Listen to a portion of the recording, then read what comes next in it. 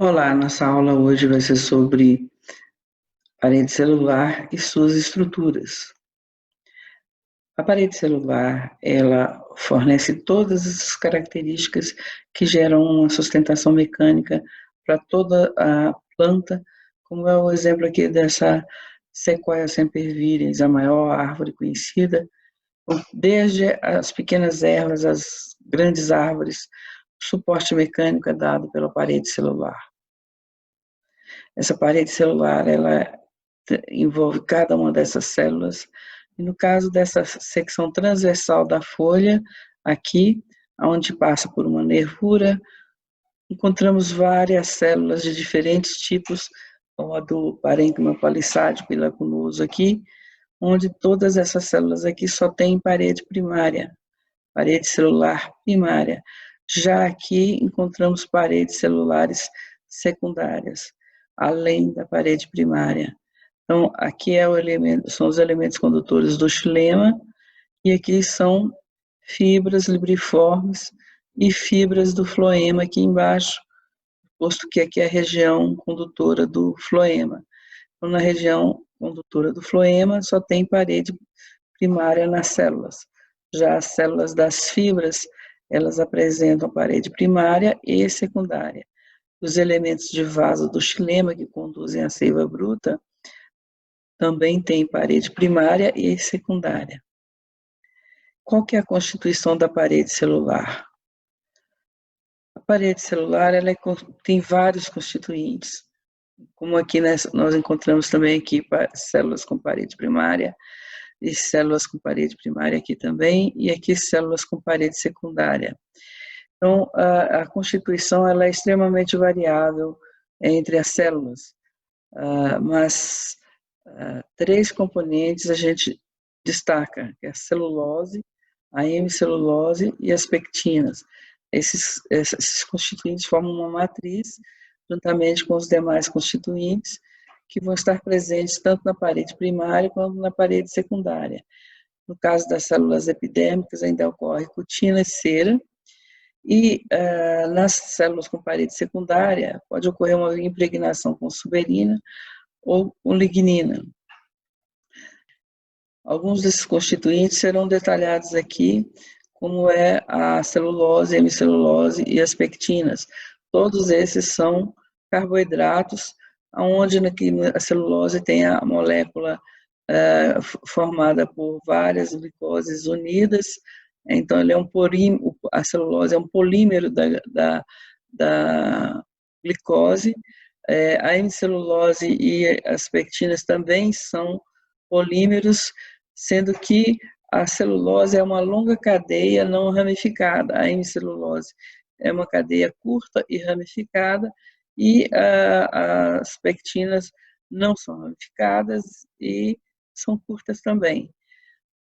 Uma coisa importante dessas moléculas é que todas elas são hidrofílicas, ou seja, têm uma grande afinidade por água.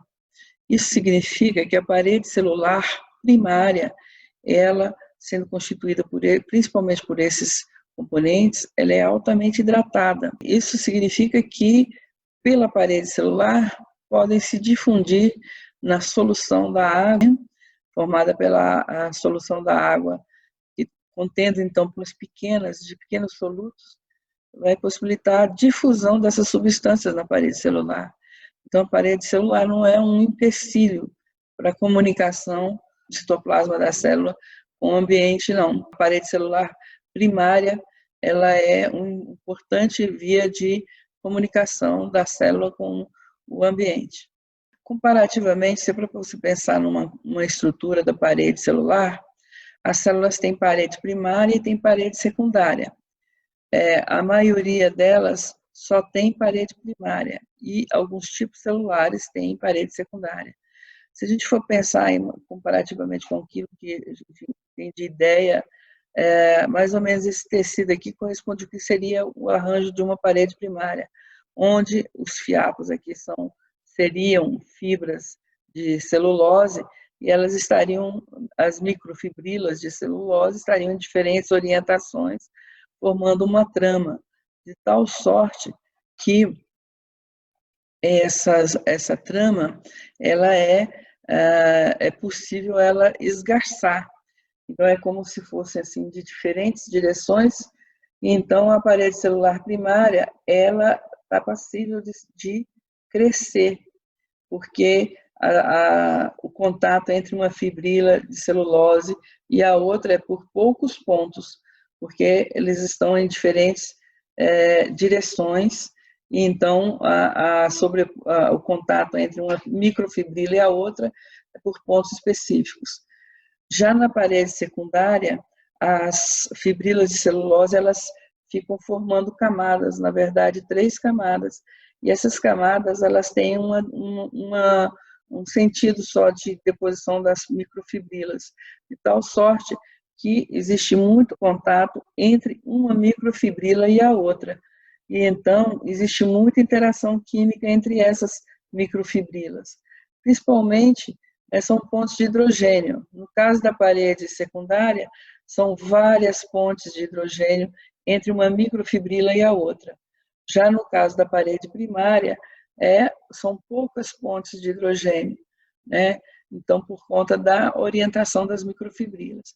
Isso significa que a parede celular primária, ela possibilita o crescimento da célula. Já quando tem a deposição da parede secundária, já não é possível o crescimento da célula. A parede secundária é como esses barbantes que ficam resistentes, de tal sorte que, como tem muita interação entre essas microfibrilas, é mais difícil de elas distenderem, e isso é uma barreira que impede o aumento do volume da célula. Portanto, isso aqui está resumindo esses aspectos. Lá eu estava fazendo uma comparação e aqui eu tenho uma vista de como são as microfibrilas de celulose vistas em microscopia eletrônica de varredura, que é uma vista que possibilita ver a superfície. Então, essa superfície da parede celular primária se apresenta aqui com diferentes orientações das microfibrilas. Num modelo tridimensional da parede celular, tem essa ilustração, onde tem aqui, então, a membrana lipoproteica, né, com a bicamada lipídica, aqui embaixo, representada de amarelo e verde, e aqui a constituição da parede celular primária e a lamela média logo aqui. Então, essa lamela média separa essa célula da outra acima aqui. A lamela média ela é essencialmente constituída de pectina, e essa pectina também está presente aqui na parede celular primária. E aqui estão representadas já as duas essas estruturas aqui, que são as moléculas de celulose. E a hemicelulose formando essa trama aqui de moléculas ramificadas. Então, essa matriz aqui, ela está representando, portanto, a parede celular primária, por conta dessas diferentes orientações das microfibrilas de celulose.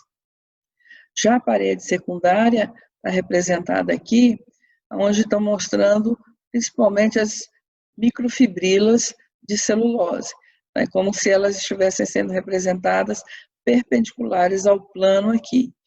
E aí mostrando que existem interações entre essas microfibrilas de celulose, porque elas ficam pareadas. E, além disso, existe uma incrustação de moléculas de lignina.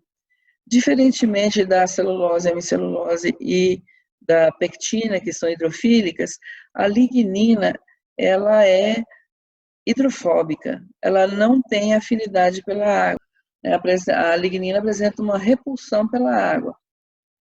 Isso resulta que a parede secundária, que é a que apresenta esse tipo de configuração, que é geralmente impregnada por lignina, a parede secundária ela é altamente hidrofóbica, ou seja, a água não atravessa a parede secundária, diferentemente da parede primária, porque na parede primária existe um alto grau de hidratação, né? A parede secundária tem uma quantidade irrisória de água, e ela tem repulsão pela água devido à hidrofobia dessas moléculas da lignina.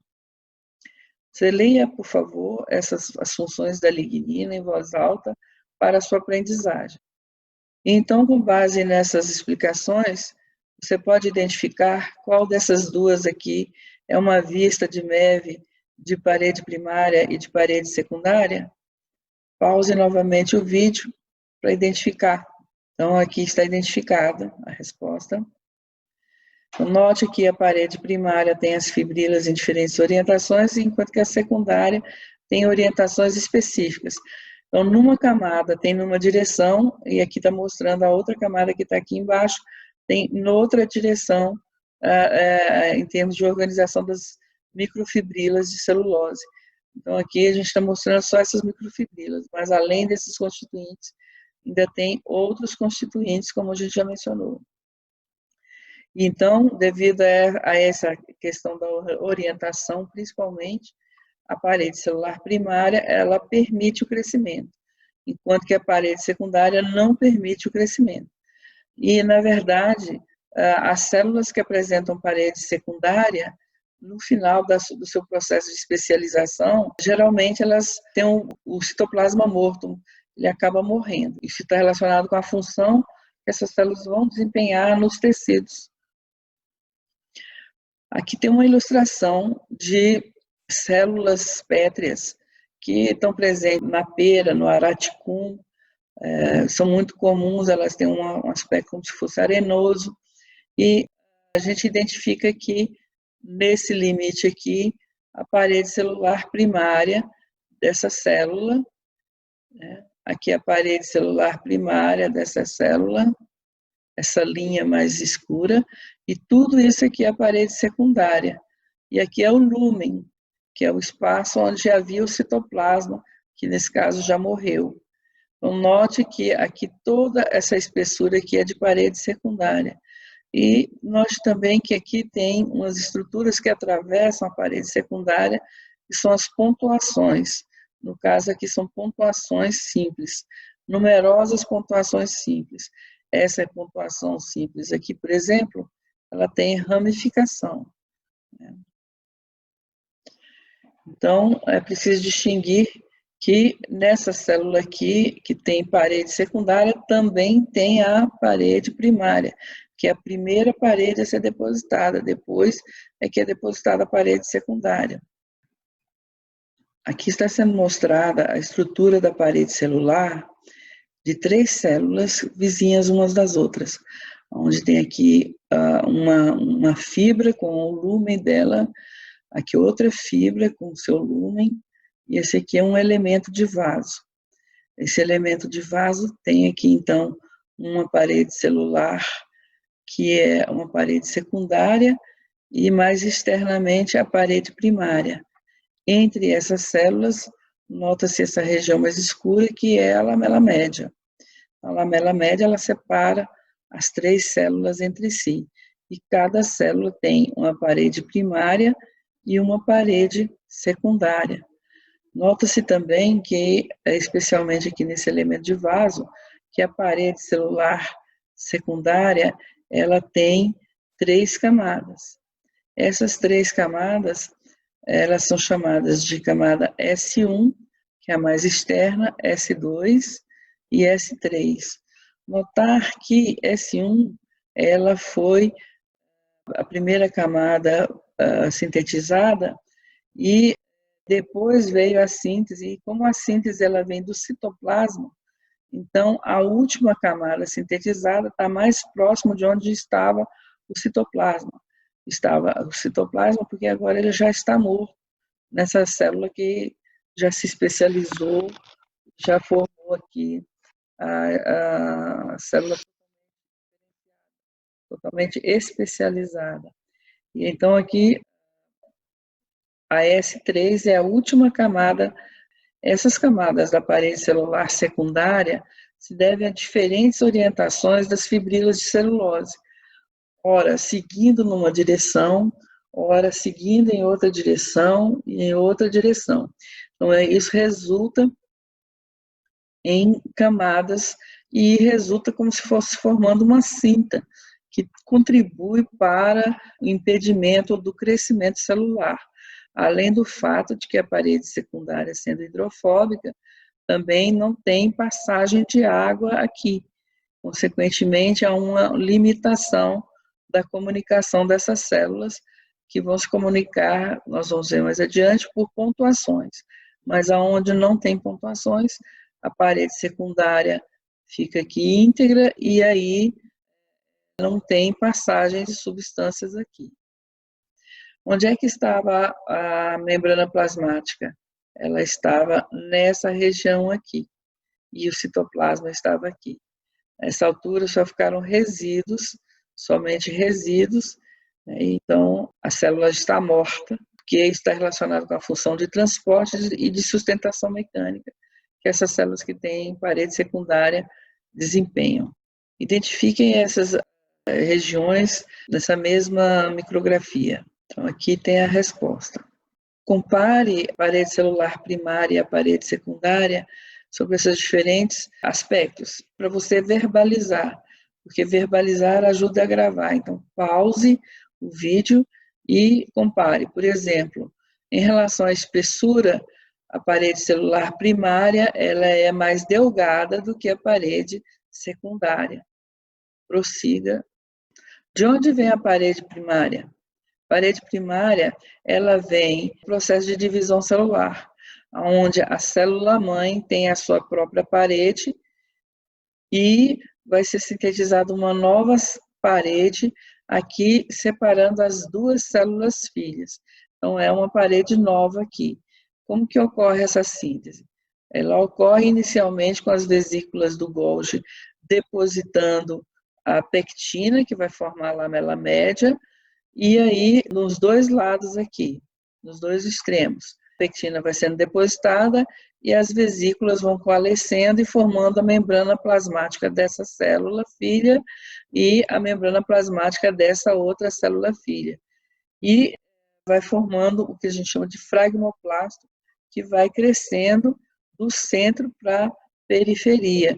E com isso, vai sendo sintetizado os demais constituintes da parede celular, onde a celulose vai sendo sintetizada na membrana plasmática e depositando aqui, tanto nesse lado da célula filha, como desse outro lado da célula filha, onde cada célula filha vai sintetizar sua própria parede primária. Essa célula aqui é uma célula meristemática e ela tem só parede primária. Todas essas células aqui, né? Aqui um núcleo interfásico, aqui já é o final da divisão mitótica. Então, de onde que vem essa parede celular? Ela vem exatamente do aparelho de Golgi, que nessas organelas são sintetizados os carboidratos que vão fazer parte da parede celular. Então, a pectina, ela é sintetizada, assim como a hemicelulose é sintetizada, e a vesícula se funde aqui com a membrana plasmática, despejando, secretando o conteúdo desses carboidratos. E aí, com isso, ocorre o aumento da extensão da membrana plasmática a partir da membrana dessas vesículas que se fundem aqui. E a deposição da pectina e da hemicelulose aqui externamente. Já a celulose, ela é sintetizada na própria membrana plasmática, em proteínas chamadas em roseta, estão aqui mostradas e mais detalhadas aqui, e esse esquema mostra uma vista isolada dessas proteínas em roseta e elas mergulhadas aqui na membrana plasmática, que é a típica representação bilipídica, da bicamada lipídica da membrana plasmática. Então, aqui um conjunto de proteínas em roseta, outro conjunto aqui, outro conjunto aqui. Sendo no momento inicial de crescimento, a celulose vai sendo sintetizada, aqui então vão sendo polimerizadas, ligadas aqui as moléculas de glicose, e vai formando uma cadeia aqui, outra cadeia, e aí elas vão formando essas microfibrilas, né? Então, aqui vai formar outra microfibrila. Então, conforme seja uma parede primária, a deposição vai ser em diferentes direções dessas microfibrilas de celulose. Sendo parede secundária, vai haver uma deposição em um dado momento, todas numa direção, em um outro momento, todas em outra direção.